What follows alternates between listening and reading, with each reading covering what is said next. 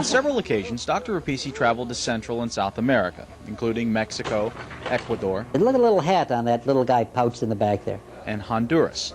Many people don't think about it, but dental disease is one of the most pervasive health problems in the region, and one of the largest expeditions targeted the country of Peru.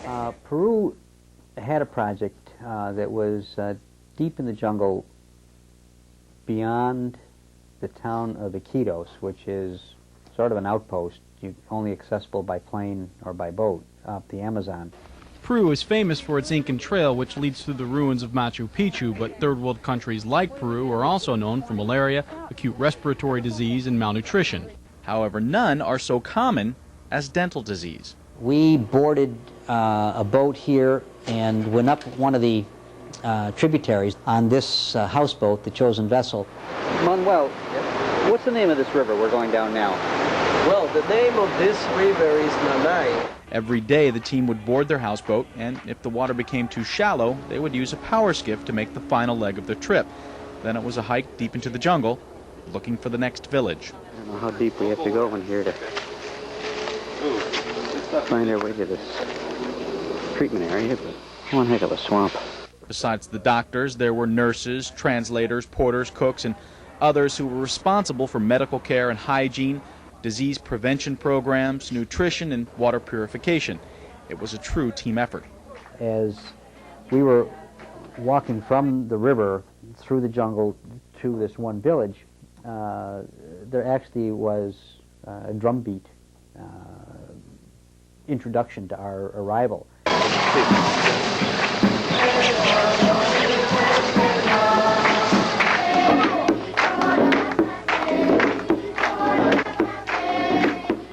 The villagers were more than happy to see the doctors and nurses. They're rural villages, again, with no electricity, no water, no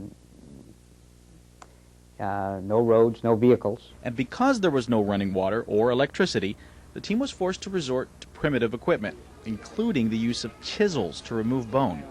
But once there, the villagers proved that you don't have to be from the south or even speak the same language to show some old-fashioned hospitality. Very endearing and engaging people. They even invited us to participate in a little soccer game.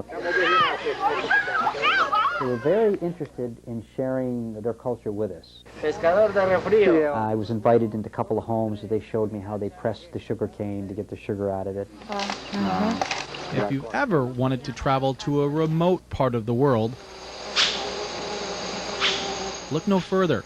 Even the maps were imposing. There's just nothing but green jungle outline on the maps. Okay, now we flew from there back to Lima, and then from Lima up to Iquitos, and the plains. And what is the flow of the Amazon? This way. Okay, and we're on a tributary into the Amazon, the Nanay, right? We are here, yes. Okay. We're over here. There's a lot of green on that map. What does that mean? All jungle? The jungle. What is the name of the village again? Maravilla. Maravilla. So, I mean, again, the objective always is to try to get to people who otherwise don't have access. Objective accomplished. But, as always, there was more that could be done. The one thing about the 5 villages we did stop in, they were 5 villages who did not have water wells. I got this. Water's life. And those countries that had access to water, you know, they always fared much better than those countries that suffered from drought.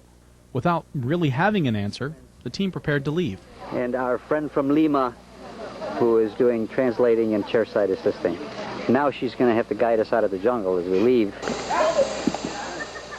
It was only a matter of time before they figured out a way to bring the project home, so to speak, or to help the villagers beyond what they were able to do during their short visit.